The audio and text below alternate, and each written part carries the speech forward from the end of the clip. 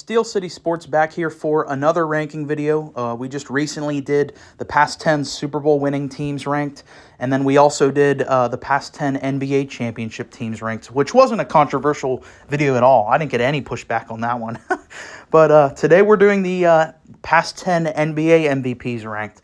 And out of the most recent three lists that I've made, I felt like this was by far and away the most difficult one to make because I feel like NBA MVP, it's so hard to really define what it is because I feel like from year to year, it can really change what the voters really value in the MVP. You know, one year it can be the best player on the best team statistically. One year it can be just the best player or the player that had just the craziest statistical season individually, or it can also be, the player that has the best storyline going for them. So I feel like it does change a lot. It's really hard to kind of narrow down what the NBA MVP is, because at least in the NFL, we kind of have a blueprint for what the MVP is. It's a quarterback on a one-seeded team, usually the one that has the better stats, but I gave it my best here. This is my rankings. I do have a bit of a unique curve, though, with my twist is I know that it's a regular season award, but I actually do kind of factor in how the MVPs did perform in the playoffs. Again, I know it's a regular season award, but the playoffs are where you really show your value the most. So I get it. That's kind of a curve. I tried to stay consistent with the MVPs. So we're going to talk about it. Let's get into the list. So keep in mind, all these seasons are great. Somebody had to be last. I'm not hating on Jokic's season here for putting him in last place. They're all great seasons. It's just someone had to be in last place. And for number 10, I chose Nikola Jokic's 2021 MVP season. Let me read you his numbers here. 26 points per game, 11 rebounds per game, 8 assists per game. His efficiency off the charts this year, 57 field goal percentage, 39 three-point percentage, and 87% from the free throw line. Taking a look at the Nuggets and what they did as a team that year, they were 47-25, which was third in the Western Conference. Remember, that was kind of a shortened year. And they did lose in the second round to the Suns where they were swept. So Jokic definitely, I give him a lot of credit for carrying this team to the 3 seed because this Nuggets team was decimated by injuries. Their second and third best players in Jamal Murray and MPJ basically missed a large chunk of the season. So I give Jokic a ton of credit for that. The only reason why I didn't put Jokic any higher, again, they're all great seasons. But I felt like there were some other more deserving players this year that got hurt. So just because the other guys ended up getting injured, Jokic kind of ended up getting this award.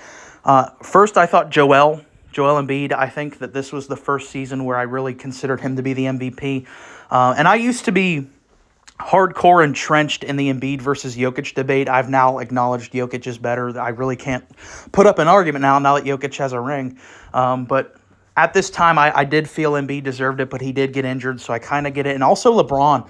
Before LeBron got hurt that season, people forget how good LeBron James was. The Lakers were the 1 seed that year, so LeBron was another guy that could have potentially won the MVP but got hurt. But again, those guys both got hurt, so they ended up giving it to Jokic that year. Coming in at 9th, we have Steph Curry from 2015. I think he has by far and away the worst stats out of any of the guys on this list. But ironically enough, though, he is the last and only MVP on this list to actually win the finals that year that he won the MVP. So let me read you his numbers. 24 points per game, 4 rebounds a game, 8 assists per game. The efficiency, of course, is incredible. Steph is known for that. 49 field goal percentage, 44 from 3, 91 free throw percentage, and he played 80 games that year. Golden State went 67-15, first in the West, and of course, like I said, they won the finals that year. So, as I mentioned in the intro, there are, it shifts from year to year what they give the MVP to. This is clearly a case of Steph Curry was the best player on the best team in the NBA that year, so they just gave him that award. So I wasn't watching basketball back at this point in time, so I couldn't really tell you who the other candidates were in this race. I'm sure like KD or LeBron or people like that were in it. So I don't know if there was a more deserving candidate that year, but I can just tell you from what I see with these stats, it just seems like a standpoint of, hey, the Warriors, they won a lot of games. They're kind of lighting the world on fire with their new revolutionary play style with that three-point shot. And Steph is leading that team. Let's give him the MVP award. I will give him a lot of credit, though. Like I said, winning the finals, that kind of does proved that he was very valuable. Coming in at number 8, we have 2017 Russell Westbrook. I feel like this is going to be the one that I get the most crap about because he did have, obviously, a phenomenal statistical season that year. But this MVP, for me, I think it gets kind of overblown. At the time, I felt like James Harden should have won the MVP this year. I felt like he was more valuable. Basically had the same stat line as Russ. I think he was like an assist per game off of having the triple-double with Russ. But I get it, of course. At the time, for a guy to average a triple-double on a season, of course, is incredible. He went on to do it, I think, another season after this, or maybe 2 seasons after. In today's game, with how positionless basketball is and the way that the play style's really been opened up, I think the triple-double stat isn't quite as impressive as it was maybe like 10 years ago. But I will acknowledge, for the time, it was an incredible season for Russ. 32 points per game, 11 rebounds per game, 10 assists per game. The efficiency, 43% from the field, 34 from three-point range, 85 from the line. Did play in 81 games that year. And OKC, this is where I kind of knock this award and why it's not a little higher. OKC was 45-37, which was the 6th seed in the West. Typically, MVP awards are given to, at the lowest, a guy on a 3-seeded team. So that's why, for me, this award is kind of weird. Like, I get it. He has the storyline going for him. KD left him. He has the crazy stats. Like, he averaged a triple-double. I get all that. It's great. A great season, but I just don't think he should have been MVP that year. And I think that the playoffs kind of exposed why he really shouldn't have been the MVP that year. He lost in the first round in 5 games to the Rockets, to the guy that I think should have won it that year. You know, James Harden had just as impressive a year. It's just his stat line didn't have a known name for it. It wasn't called, it didn't have a fancy name like triple-double, but I felt like he was more efficient, and his team did go, you know, they beat Russ in the playoffs. So that's kind of my contention with this. I think it's weird for an MVP to be on a 6-seeded team, but I acknowledge why he was given it for the crazy stat line. Coming in at number 7, we have 2020 Giannis Antetokounmpo, who averaged 30 points per game, 14 rebounds per game, 6 assists per game. Looking at his efficiency, he put up 55% from the field, 30 from three-point range, 63 from the line. Played in 63 games. Again, this was the bubble year, so it was shortened, the games, obviously. The Bucks, they were 56-17, first place in the East. However, maybe this is, again, why I probably didn't put him a little higher, was because they lost in the second round to a far less talented Miami Heat team in 5 games. I get it. Giannis kind of got banged up in one of the games. I can't remember specifically which one it was, but I think had the COVID shutdown not happened, this really could have gone down as one of the greatest MVP seasons. But I don't know what it was. This Bucks team was clearly not ready for the bubble, and they were just not good in the bubble. And like I said, they lost in the second round to a far less talented team. Giannis individually, though, before the COVID shutdown, I mean, you look at how incredible he was. I mean, he was, I think he was having the highest, like, PER or whatever. Like, I don't know the advanced stats analytical, but I remember he had, like, some crazy PER stat that was, like, number 1 since Wilt Chamberlain or something crazy like that. If you remember from the time, you guys know what I'm talking about. And the Bucks, before the shutdown, they were on pace to win 70 games. And this kind of goes back to just, you know, some of the stuff I talked about with the bubble is just this. It was such a mess. And that Bucks team, you look at how dominant they were before the shutdown and then after, not the same team. I think this MVP is kind of affected by that. It is kind of stained a little, but still a great year. You know, I still love just the all-around overall versatility from Giannis this season. He was incredible. He also, of course, won Defensive Player of the Year this year as well, which is extremely impressive. There's only 3, I'm pretty sure off the top of my head, there's only 3 people, correct me if I'm wrong, to ever win MVP and DPOY in the same year. I think it was MJ, Hakeem, and Giannis. I could be wrong on that, but great year. I just think it kind of got tarnished a little by the shutdown. Coming in at number 6, we have Nikola Jokic from 2022, putting up 27 points per game, 14 rebounds per game, 8 assists per game. Looking at his efficiency, 58% from the field, 34 from behind the arc, and 81 at the free throw line. He did play in 74 games. My kind of gripe, and again, this goes back to as well with the Westbrook thing. They were the 6th seed, the Nuggets, and I get it. I know Jamal and MPJ were out again, but for me, like, if you lose in the first round as an MVP, I just think that's kind of an indictment on the MVP award. I know statistically he was phenomenal, and that's why I put it high. The reason I put it at 6 is I want to shed light on how great he was statistically. Like, and I don't know the advanced stats. I probably should kind of get into them just to understand them, but I'm pretty sure, like, this is the greatest season from an advanced stats perspective. So I get that. Great statistical year. I just think anytime an MVP loses in the first round, despite, I get it, the injuries, but that just is not great. They lost to the Warriors in 5. But yeah, great year.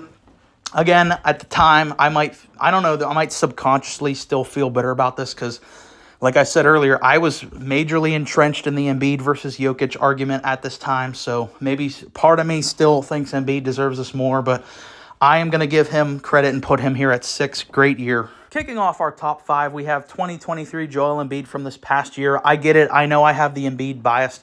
He's my second favorite player in the NBA behind Steph Curry. I will admit Jokic is a better overall player, but just looking at their MVP seasons, Embiid was insane. 33 points per game, 10 rebounds per game, 4 assists. Looking at the efficiency, 55 from the field, 33 behind the arc, 86 at the line, played in 66 games. I think he even had an argument to win the inaugural Clutch Player of the Year award. It's just De'Aaron Fox was so insane that year. But I think if you're picking a number 2 to win it that year, I would have picked Joel Embiid because he was insane. And some people like in the NBA landscape like to say that this was like a sympathy award for Joel Embiid because he was the runner-up the 2 prior years. I think that's complete bullshit if you say that. Joel Embiid, he was the scoring champion that year. He was incredible individually this year. And yeah, I just don't think you were really watching him that year because on both sides of the ball, his dominance. And also another thing is when he didn't play, the Sixers were terrible. I don't have it in front of me, the exact record, but they were like a dreadfully bad when Joel didn't play. So that definitely does play into the value. In the playoffs, they did get they did get to the second round. Almost like it pains me again as an Embiid fan how close they were to getting to the conference final because they were up in that game 6. They had a 3-2 series lead. Then Jason Tatum, after being ice cold that night, just goes on fire, ripped my heart out and threw it in a blender. And the Celtics went on to win that and advance to the conference final. But overall, I think a phenomenal year from Joel Embiid. And at number 4, we have 2019 Giannis. And some other people might rank Giannis' second MVP award over Giannis just because his numbers might look a little better and he did win Defensive Player that year. But like I said, I think the shutdown really stunted his season that year. And he just wasn't the same after they resumed play, especially in the playoffs. But 2019... averaged 28 points per game, 13 rebounds per game, 6 assists, 58 field goal, 26 from behind the arc, 73 at the free throw line. Played 72 games that year. The Bucks were 60-22, which was first. And he did get to the conference final. I give him a lot of credit for that because Joel Embiid has never been to a conference final in his entire career, and Giannis was already in a conference final. Look, this was looked at as like kind of the third year of Giannis as a breakout star. I think like the 16-17 season was his breakout. He was an all-star. 17-18 was really good. Early in that season, he had chatter for MVP that kind of fell off because the Bucks didn't have enough wins. But this was the monster superstar breakout year for Giannis, where the Bucks were the 1 seed. He was given an MVP and was just so dominant on both sides of the ball. Still is to this day, but to see it in that moment, because it was his breakout party that year, to see it was just incredible to watch. And up until the conference final, he was kind of unstoppable in the playoffs. It took the Gasol, Ibaka death lineup to really stop him and basically just built a wall around the hoop. And that's what ultimately stopped the Bucks. They did have a 2-0 lead on the Raptors in the conference final, the eventual champions. But like I said, that defense, they were able to shift it, and it became basically like Giannis' kryptonite, but he was incredible, and I just had a blast watching him break out that year. Coming in at number 3, we have 2018 James Harden, and people quickly forget how dominant James Harden was not that long ago. 30 points per game, 5 rebounds per game, 9 assists per game. His efficiency, 45 from the field, 37 behind the arc, 86 at the free throw line. Played 72 games, led the Rockets to a 65-17 record, which was first in the West. Keep in mind, that's a Western Conference that had the Steph, KD, Mega Warriors. His team was the number 1 seed over that Warriors team. And I know that they did lose in the conference final to the Warriors. The fact that they took that KD Steph Warriors team to 7, I think, is extremely impressive. And they actually had a 3-2 lead on that Warriors team, but they had the worst shooting stretch in the history of the NBA. I can't remember exactly. Was it 28 threes in a row that they missed? And Chris Paul gets hurt. If Chris Paul doesn't get hurt at that time, they're probably champions that year. And I wrote this interesting stat down just to kind of show how dominant they were that year. In games where, because they dealt with some injuries throughout that regular season. In games where James Harden, Chris Paul, and Clint Capella played, those 3 guys, when they were on the floor playing together, the Rockets were 50-5. That is like mind-boggling how dominant that team was. And it's crazy that they only lasted a year after this, They played the 18 season. This year they were great. The 19 season, they were good. They weren't as good. And then they disbanded after the 19 season. And it's kind of crazy that such a great team in 2018, you won 65 games. And then, not even, basically a year later, the team's disbanded. So this is a team, looking back in history, I wish would have stayed together longer. Harden was an insane, great offensive engine for this team. And our runner-up is 2014 Kevin Durant, putting up 32 points per game, 7 rebounds per game, 6 assists per game. The efficiency is just, it breaks my mind how efficient he was, because 50, 40, 90, when you hit that, that's looked at as ridiculously efficient. And he basically hit that with 50% from the field, 39 from behind the arc, and 89 at the free throw line. Played 81 games that year. Led OKC to a 59-23 record, which was first in the Western Conference. And Russell Westbrook only played 46 games this year. So he basically missed half the year, and Kevin Durant was still able to lead this team to the 1 seed. So I find that extremely impressive. They did get to the conference final, where they lost to the eventual San Antonio Spurs, the eventual champions. They lost in 6. But yeah, the efficiency, and just for the fact that his second best player missed half the year and they were still the 1 seed, I think this goes down as one of the crown achievements as KD. And it's crazy that he only has 1 MVP award, for how prolific Kevin Durant is, and how long he's been considered one of the best. To only have 1 MVP, similar to Kobe. Kobe only has 1 MVP, so I kind of found that interesting. And the best MVP of the past 10 seasons is 2016 Steph Curry. I feel like this season really gets overshadowed by the fact that the Warriors blew a 3-1 lead, but people forget how ridiculous Steph was this year.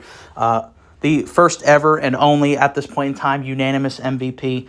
30 points per game, 5 rebounds per game, 7 assists. It's the efficiency, though. Like we just said with KD, 50, 40, 90 is looked at as just ridiculous if you are able to do that. And the volume with which Steph was able to hit 50 from the field, 45 from 3, that breaks my brain, and then 91 from the free throw line. Played in 79 games. The Warriors obviously went 73-9 that year, which is still the record for most wins in a single season. And then, of course, like I said, they lost in the finals to the Cavs, blowing a 3-1 lead, which tarnishes this definitely. Because if they would have won the ring that year, I don't even really think there's an argument against this being the best individual season ever, because first unanimous MVP, back-to-back MVP. We just talked about the stats, the efficiency. I'm pretty sure he broke the record for the most threes ever made in a single season that year. He's gone on to break that. Just a ridiculous year that, like I said, I think is overshadowed by what happened in the finals. But that's my list. I'm sure if you made it this far, you 100% agreed with this list. So go ahead and leave your list in the comments down below if you made it this far. I really appreciate you listening to me ramble, as always. Go ahead and leave a like, comment, and subscribe. And any other lists you'd like to see me rank, definitely leave that in the comments.